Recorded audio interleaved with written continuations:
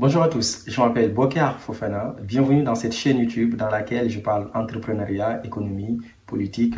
Je parle des faits sociaux qui concernent le Sénégal, mais je suis surtout qui concerne l'Afrique. Dans cette capsule, je vais faire un retour d'expérience. Je pense que ça sera un peu la première fois depuis que j'ai créé cette chaîne YouTube que je réalise une vidéo qui va un peu parler, on va dire, d'un retour d'expérience concernant les études que j'ai faites en France. Alors moi, cela fera 10 ans bientôt que je vis en France. J'ai fait une mobilité internationale à partir de 2014 du Sénégal vers la France. Et donc dans ce contenu, je voudrais vous partager deux éléments qui doivent vous guider, deux boussoles qui doivent fondamentalement vous guider dans le choix de votre, on va dire, admission définitive que vous allez cocher, que vous allez valider sur Campus France ou même sur Parcoursup. Ce qu'il faut savoir, c'est que le choix de votre admission va déterminer, n'est-ce pas, votre vie en France. Et donc, cela ne doit pas être un choix que vous allez faire par hasard. Ça doit être un choix judicieux, cela doit être un choix réfléchi, cela doit être un choix objectif. Vous devez avoir une vision long terme, non pas forcément court ou moyen terme. Parce que le choix que vous allez faire aujourd'hui sur le Campus France va déterminer la suite de votre carrière et la suite de votre mobilité académique et professionnelle en France. Aujourd'hui, le marché de l'emploi français est très compliqué pour les étrangers. Quand vous êtes un étranger, il faudra que vous justifiez de pas mal d'éléments à la fin de vos études pour pouvoir intégrer le marché de l'emploi français. Moi, j'ai fait des études en ressources humaines. Dans la vie de tous les jours, je suis consultant au sein d'un cabinet de conseil que j'ai créé qui intervient au Sénégal, mais je travaille dans des entreprises en tant que manager ressources humaines. Et donc, je recrute des profils étrangers, je traite de tout ce qui concerne la rémunération des salaires, la gestion du personnel, mais surtout le volet recrutement, c'est là où je voudrais retenir votre attention. C'est un aspect qui est extrêmement important. Beaucoup d'entre nous ont du mal à être recrutés. Parce que tout simplement, quelquefois, nous ne possédons pas les bons diplômes, ou quelquefois, nous n'avons pas les bonnes expériences, ou juste parce que quelquefois, nous sommes noirs. Et ça, il faut le dire, parce que nous sommes étrangers. Dans la mesure où, dans la loi, n'est-ce pas, de l'immigration en France, il est exigé à une entreprise qui va me recruter, moi, Bokar, en tant que Sénégalais. L'entreprise doit justifier pourquoi elle me recrute, moi, Bokar, et non pas un Français. Et donc, il y a un critère de discrimination qui rentre en jeu. On va dire, voilà, chaque pays a sa politique migratoire. Et donc, ici, la France privilégie, d'une part, ou même, dans un premier temps, le recrutement massif de ses nationaux au détriment des étrangers. Donc, une entreprise qui va vous recruter doit payer une taxe. Une entreprise qui doit vous recruter doit justifier pourquoi on prend votre CV par rapport à un autre. Une entreprise qui vous recrute doit surtout justifier auprès de l'administration publique, donc au niveau des préfectures, qu'elle avait déjà publié l'offre d'emploi pour laquelle vous êtes recruté au niveau d'abord des pôles emploi et qu'au final, on n'avait aucune candidature pertinente, n'est-ce pas, qui justifierait, on va dire, un recrutement. Raison pour laquelle vous, étrangers, vous êtes recruté. Ça, ce sont les réalités du marché de l'emploi français. Et quand vous êtes étranger, vous ne le savez pas. Et cela donc signifie que le choix que vous allez faire sur Campus France va être un choix déterminant. Dans un premier temps, qu'est-ce que vous devez faire? Qu'est-ce qui doit guider votre choix? D'abord, l'école et le choix de formation. Donc, ce sont deux choses qui vont de pair. Votre formation, donc, en fin de compte. Avant de valider une admission que vous avez reçue de la part d'une université, dites-vous d'abord, est-ce que cette université, est-ce que cette formation, elle est pertinente?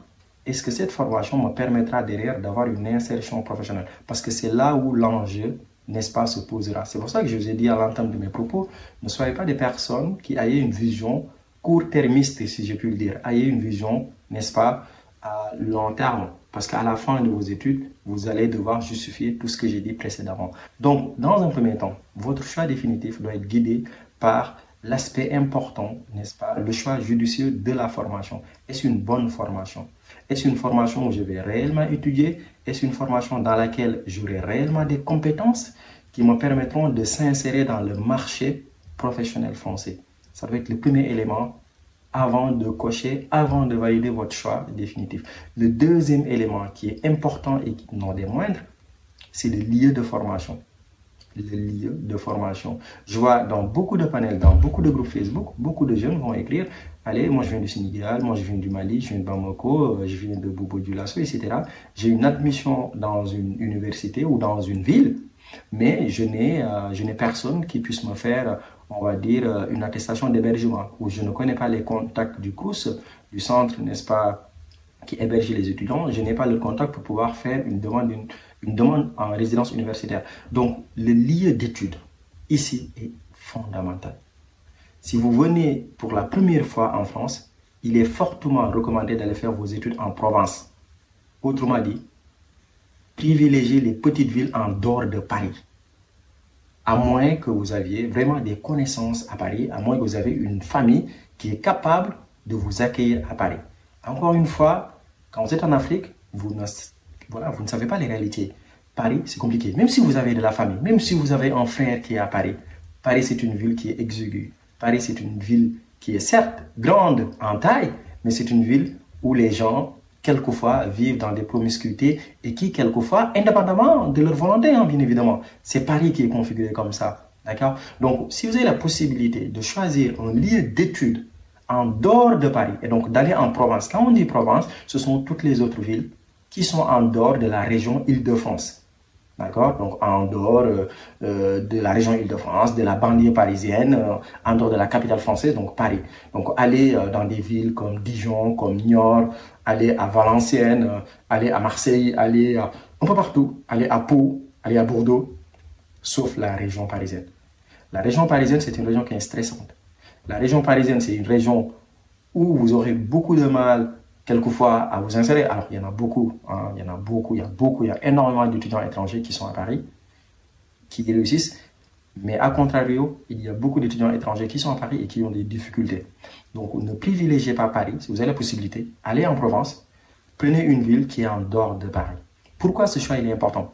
Parce qu'en choisissant votre lieu d'études, vous serez bien évidemment rattaché à cette circonscription administrative. Et dans cette circonscription administrative, c'est là où vous demanderez généralement à renouveler vos titres de séjour. Qu'est-ce que c'est que le titre de séjour? C'est ce document-là qui vous permettra de circuler librement en France et au sein de l'espace Schengen. Et c'est ce document-là aussi qui vous permettra d'aller voir votre famille au Sénégal, en Afrique, de revenir en France sans pour autant avoir un problème. D'accord? Donc, vous allez avoir cette liberté d'aller et de venir. Donc, ça sera votre titre de séjour. Alors, rappelez-vous, quand vous allez décocher votre visa, ça sera un visa long séjour d'1 an que vous allez valider. À l'issue de ce visa, donc, vous allez devoir aller à la préfecture, donc dans les circonscriptions administratives, pour faire vos titres de séjour. Et quand vous êtes à Paris, quand vous êtes dans de très grandes villes, vous aurez beaucoup de mal, quelquefois, à renouveler vos titres de séjour. Donc, le lieu d'études est extrêmement important. Allez dans des villes où vous n'aurez pas de problème pour renouveler vos titres de séjour. Et donc, comment faire? Comment? Allez dans de petites villes. Si vous avez des admissions, l'école est conforme, la formation vous convient. D'accord? Si elle se trouve dans une petite ville, allez dans une petite ville en France. Parce que dans une petite ville en France, vous pourrez très certainement étudier convenablement.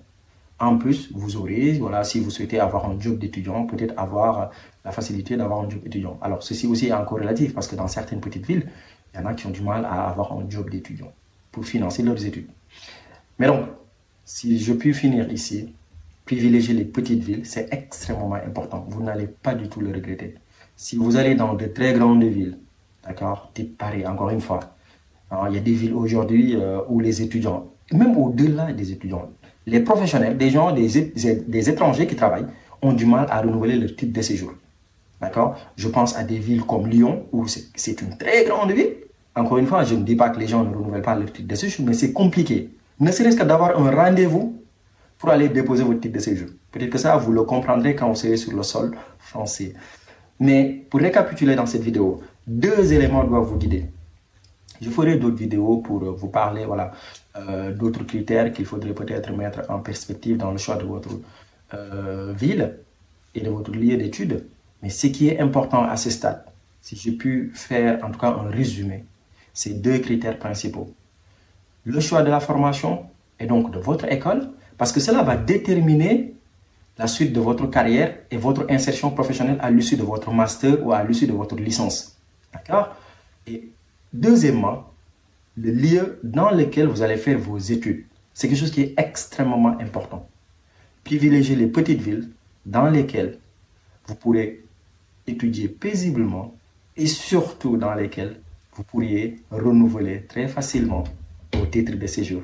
Je reviendrai dans d'autres vidéos, d'accord, et je créerai une playlist dans laquelle je vais faire des retours d'expérience sur les études en France, les choix que vous devez faire pour avoir un job d'étudiant, etc., etc. J'en parlerai davantage. Je parlerai de l'alternance qui est aujourd'hui un circuit qui permettra rapidement à un étudiant étranger de trouver du travail, donc une alternance, d'être payé, de financer ses études facilement et derrière d'avoir l'assurance de trouver un emploi qui est stable et durable.